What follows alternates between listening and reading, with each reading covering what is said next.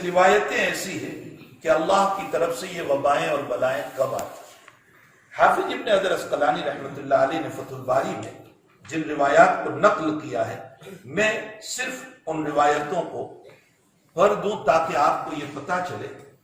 اسی باب اجر الصابر فی الطاعون کی تحت لمبی چوڑی بحث کرنے کے بعد حافظ صاحب رحمۃ اللہ علیہ نے جن روایتوں کو پیش کیا ہے، میں ان روایتوں کو پڑھ دوں تاکہ انداز ہو کہ اللہ تعالیٰ کی طرف سے یہ وبائیں کب اترتی ہیں. ان عبداللہ ابن عمر رضی اللہ تعالیٰ عنہ لم تظہر الفاحشہ فی قوم قط حتی یعلنوا بها الا فشا فیہم الطاعون ولو جاء التي لم تكن مزت فی اسلافہم. اخرجہ ابن ماجہ والبیہقی. یہ روایت اس وقت کے حالات پر فٹ ہو رہی ہے. عبداللہ ابن عمر رضی اللہ تعالیٰ عنہ فرماتے ہیں، جب کسی قوم میں انتہائی درجے کی فحش شروع ہو جاتی، بے حیائیاں، برائیاں، گندگیاں، زنا. کیسی بے حیائیاں کہ پرواہ کیے بغیر غلط کام ایسے کریں. میں صرف اس کی ایک مثال، آپ سب جانتے ہیں کہ گندے کام کر رہے ہیں، اوپر سے اس کا ویڈیو بنا کر کے فون پہ ڈال رہے ہیں. اس سے بڑھ کر بے حیائی کیا ہو سکتا؟ بالکل برہنہ کام کر رہے ہیں اور ویڈیو بنا کر کے ڈال رہے ہیں. اس سے بڑھ کر بے حیائی کیا ہو سکتی؟ جب اس طرح کی بے حیائی ہوگی تو کیا ہوگا؟ الا فشا فیہم الطاعون. فرماتے ہیں ان میں طاعون ظاہر ہوگا. یہ تو ہو گیا طاعون جو مشہور و معروف. آگے کا لفظ اس بیماری پر دلالت کر رہا ہے. وَلَوْ جَاءَ الَّتِي لَمْ تَكُنْ مَزَتْ فِي أَسْلَافِهِمْ. اور وہ بیماریاں اللہ کی طرف سے آئے گی.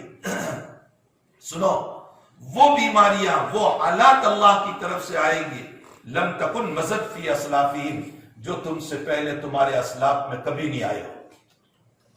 آپ یہ فرمان دیکھیں، یہ بیماری پہلے کبھی نہیں آئی جو اس وقت ہے. یہ عبداللہ ابن عمر رضی اللہ تعالیٰ عنہما کا فرمان ہے. اس کو ابن ماجہ نے اور امام بیہقی نے نقل کیا ہے. اس کے علاوہ ان عبداللہ ابن عباس رضی اللہ تعالیٰ عنہ ولا فشا الزنا فی قوم الا کثر فیہم الموت.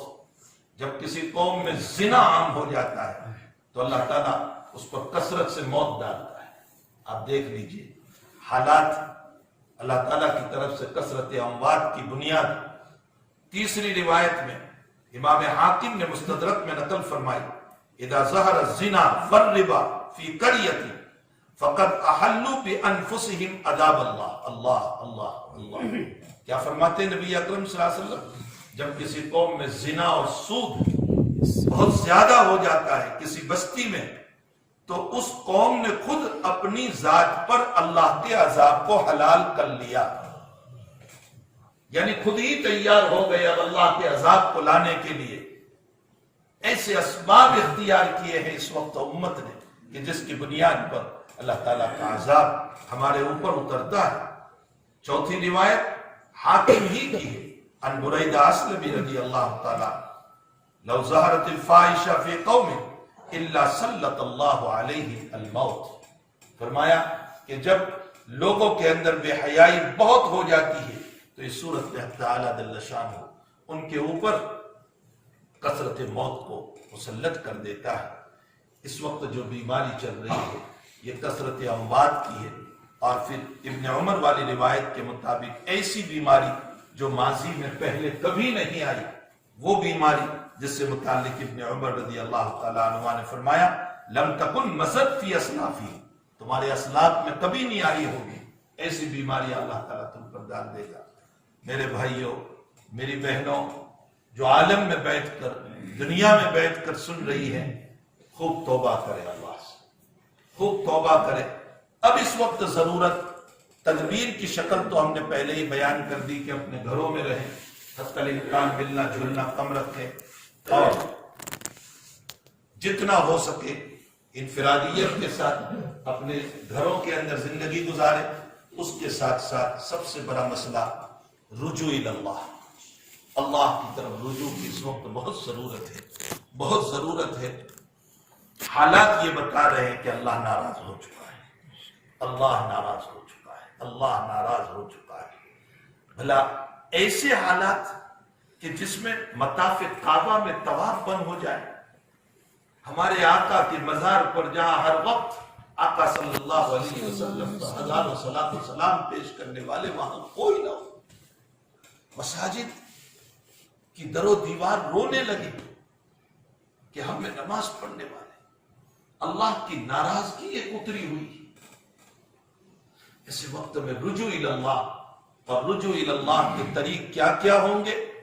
پہلا طریق لا الہ الا انت سبحانک انی کنت من الظالمین، اس کا خوب ورد کرو، خوب ورد کرو، اتنا کثرت سے ورد کرو، کثرت سے ورد کرو۔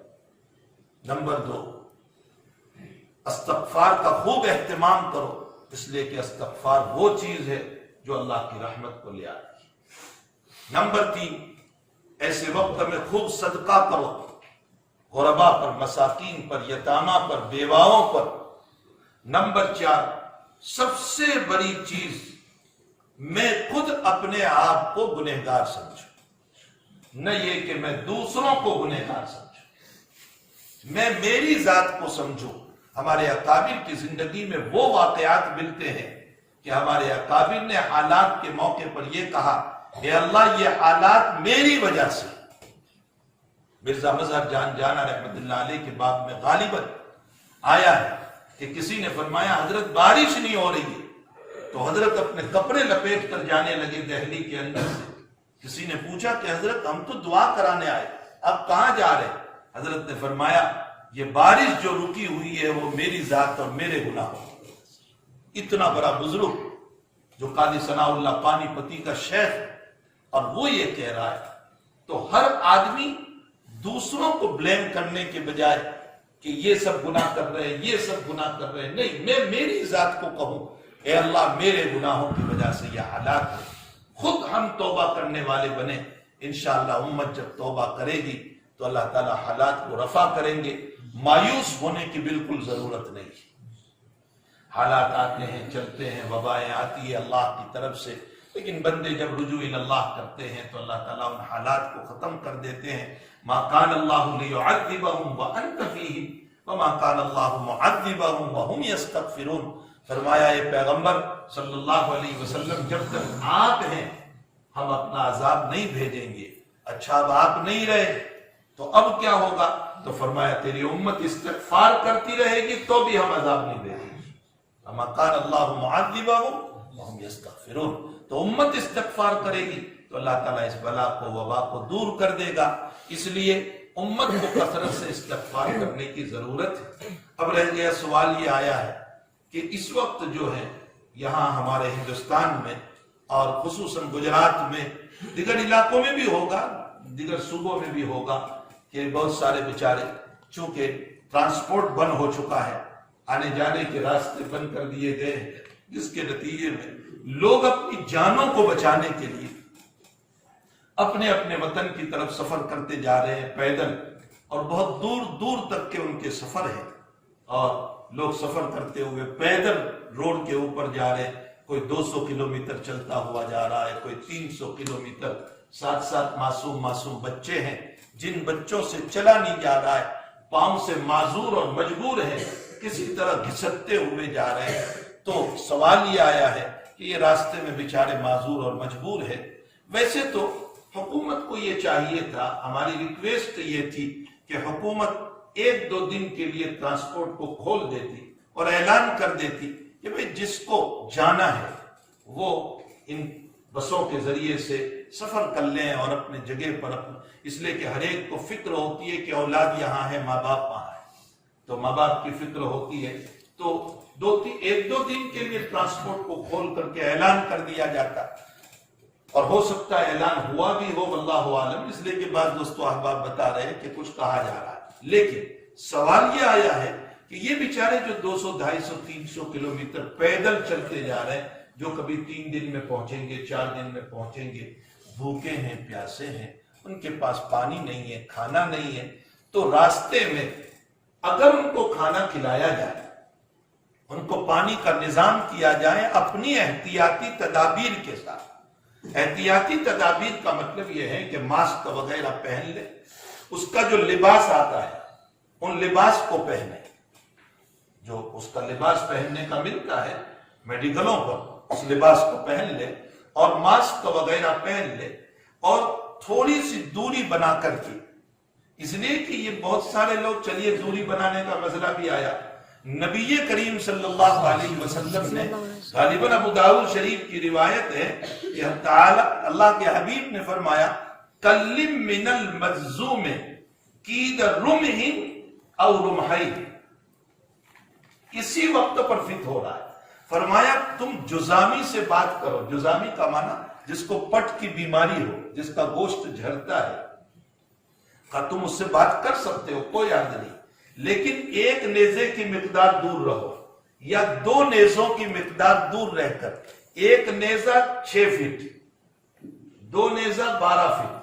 خود نبی کریم صلی اللہ علیہ وسلم نے وضاحت فرما دی کہ تھوڑا سا دوری رکھ کر کی، کوئی چیپی روگ کا مسئلہ نہیں ہے، لیکن نبی یہ بتانا چاہتے ہیں کہ تو بالکل قریب پہنچ گیا اور اللہ کا کرنا کہ تجھے لگ گیا تو تیرا ایمان اس پر ہو جائے گا، یقین اللہ سے ہٹ جائے گا، اس لیے فرمایا کہ تھوڑی سی دوری رکھ کر۔ تو یہ جو ہماری گورنمنٹ کہہ رہی ہے کہ کچھ دوری بنا کر کے رہو، یہ تو ابھی کہہ رہی ہے، ہمارے آقا تو 1400 سال پہلے کہہ گئے، یہ روایت سے ثابت ہے، قید رمح او رمحین، اتنا سا فاصلہ بنا کر۔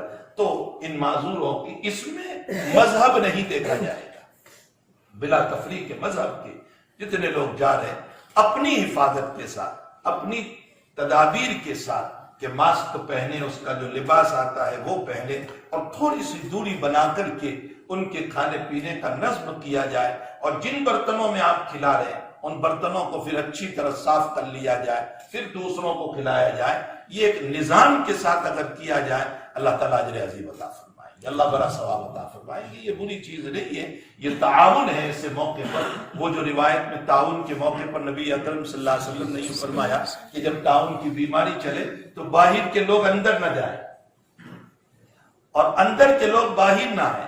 یہ اندر کے لوگ باہر نہ آئیں کیوں منع کیا؟